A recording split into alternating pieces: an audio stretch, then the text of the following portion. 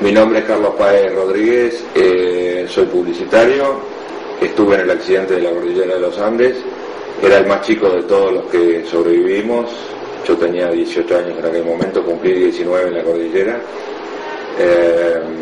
me dedico, como dije, a la publicidad, pasé por varias etapas diferentes laborales y... Decime, ahora yo cuando yo vi de vuelta la película ayer, ¿no? Vos, la mayoría de ustedes vienen de una familia religiosa, ¿no? Sí. O sea, el Estela Maris era un colegio de cura, ¿no? Sí. Y había gente que no era religiosa, o sea, había la expectativa de ustedes, o lo que ustedes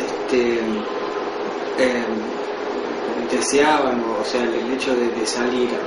La mayoría de ustedes había sentado esa chance de salir de ahí a una ayuda divina, o eran realmente realistas de lo que estaban viviendo. No éramos realistas. Como yo digo en el principio de la película, que me representa John Malkovich, que me representa como Carlos Páez de 40 años, yo conocí un Dios diferente al que me enseñaron en el colegio, que era un Dios que nosotros lo veíamos visualizado como un viejo de barba que anda por las nubes, y en la cordillera conocimos un Dios más vinculado a la humildad, más vinculado a la pequeñez del hombre frente a la inmensidad, al no tener absolutamente nada, al estar desposeído, al estar no prostituido. Yo digo que la sociedad muchas veces prostituye, y cuando nosotros volvimos de los Andes, quizás el choque más grande que nosotros tuvimos, o por lo menos el que yo tuve, es a la prostitución, a la parte material que se mete entre vos y esa presencia de Dios. Y eso te conlleva a cuestionarte, porque en realidad tenés un gran lío, el Dios que te enseñaron en el colegio, el Dios que aprendiste ahí, después todo el tema de la sociedad. Fíjate que nosotros pasamos a ser famosos sin querer serlo, nosotros no hicimos nada para ser famosos, nosotros peleamos por nuestra vida, peleamos para sobrevivir. Pero esas cosas que pasan cuando te sucede un hecho de repente importante, que pasás a estar en la tapa de todas las revistas, la gente pendiente, finalmente, hoy me dicen, ¿pero qué sigue de moda? Porque le había comentado de que ustedes venían a hacer un reportaje, pero de estos reportajes nosotros tenemos fácilmente 2 o 3 por mes, aún 24 años después, o sea que de alguna manera somos personajes semipúblicos, donde estás un poco marcado por la opinión pública, está la gente está pendiente de qué es lo que hace. Somos personajes conocidos, por lo menos en este país y en la Argentina, y bueno, la historia la conoce el mundo entero, debe ser de los hechos de los hechos actuales realmente conocidos por todo el mundo.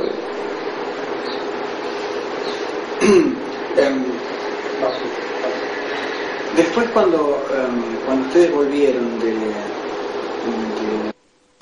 Yo estoy en una permanente... No me contestes todavía porque... Bueno, sí. Yo te diría que hoy por hoy, yo creo que en la vida tenés 2 posibilidades: o no te cuestionas nada y pasás por la vida, o te empezás a cuestionar. Yo,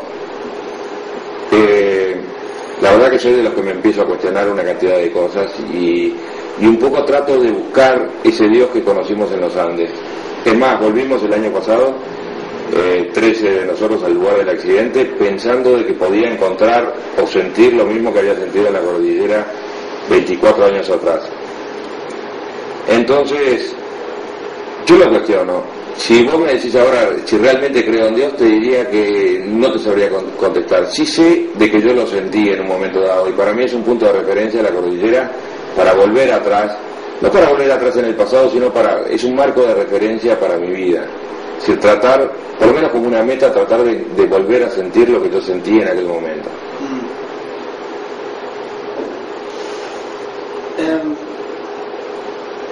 Yo vi la película ayer y con los chicos y hablábamos del tema, ¿no? El hecho más significativo que tuvo la película, no la película, sino el hecho como tal, fue las circunstancias que vivieron y cómo tuvieron que hacer para sobrevivir.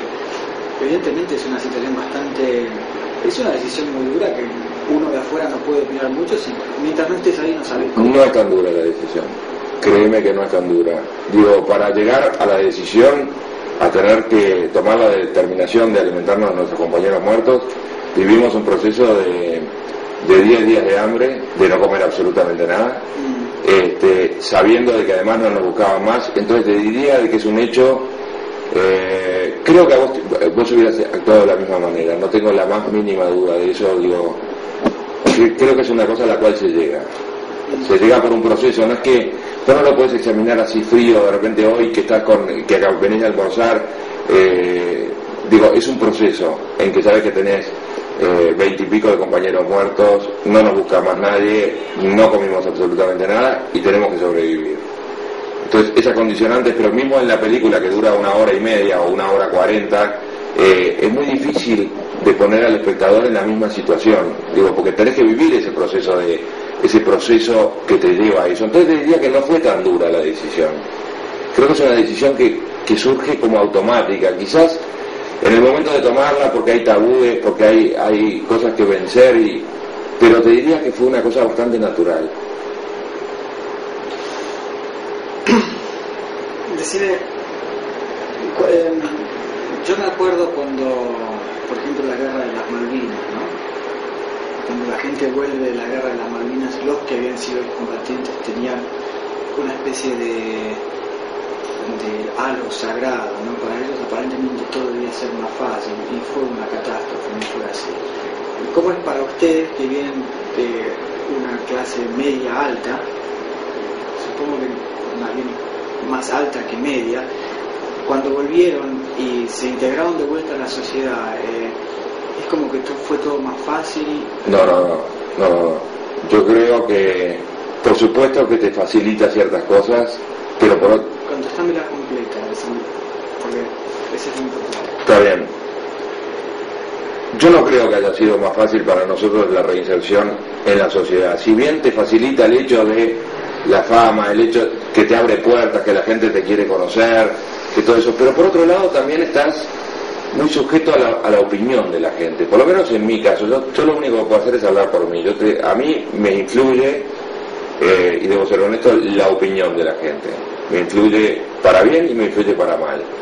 Yo veo que mucha gente dice, a mí no me importa nada de qué dirán. A mí sí me importa el que dirán.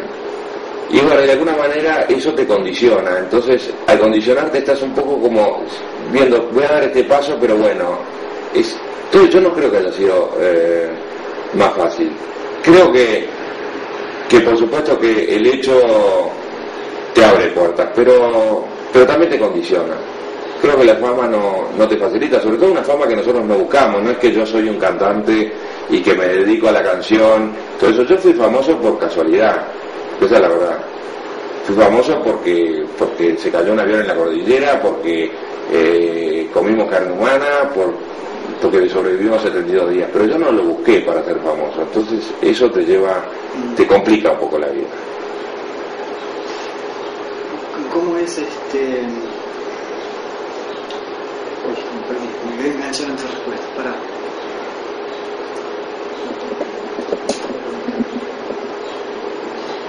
Está bien.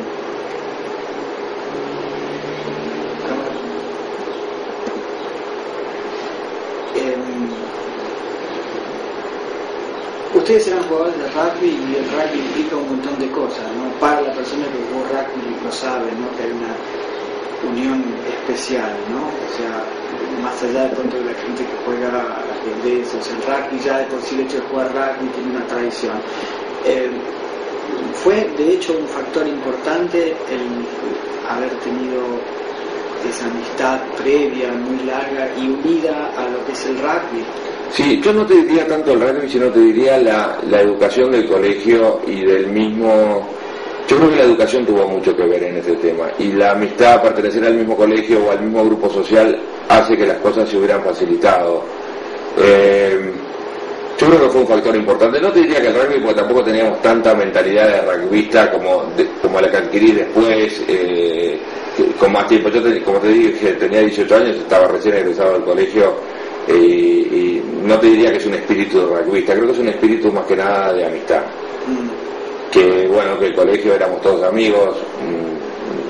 Yo iba, es decir, había algunos de más edad que no eran amigos, pero éramos conocidos. Digo, pertenecer al mismo grupo de gente ayudó muchísimo en este tema. Yo creo que si hubiera sido un cuadro de fútbol de gente que no se conocía anteriormente, creo que hubiera sido muy difícil. Yo no digo que no se hubiera salvado, digo que hubiera sido muy difícil. ¿Cómo es la amistad de ustedes hoy en día? O sea, vos me hablas de que si de pronto no hubiera existido esa relación a través del deporte o de la escuela o de esa religión, o de la educación religiosa que ustedes tenían, ¿cómo prosperó eso a través del tiempo? O sea, hoy en día ustedes se encuentran todavía y tienen contacto unos con otros. Bueno, es gracioso porque en general todo el mundo hace esa pregunta y hay muchos que piensan que somos como 16 apóstoles, predicadores de la fe, que estamos todos unidos. Es un poco lo que la gente se piensa, pero la realidad es que con algunos somos amigos, con otros no somos tan amigos, con otros no nos vemos. Nos juntamos, sí, el 22 de diciembre, porque es la fecha o tratamos de juntarnos lo más que podemos. Este año particularmente nos juntamos en un hotel en Salto, donde nos juntamos nosotros todos, y es el vínculo lo que más nos une es una fecha, que es el 22.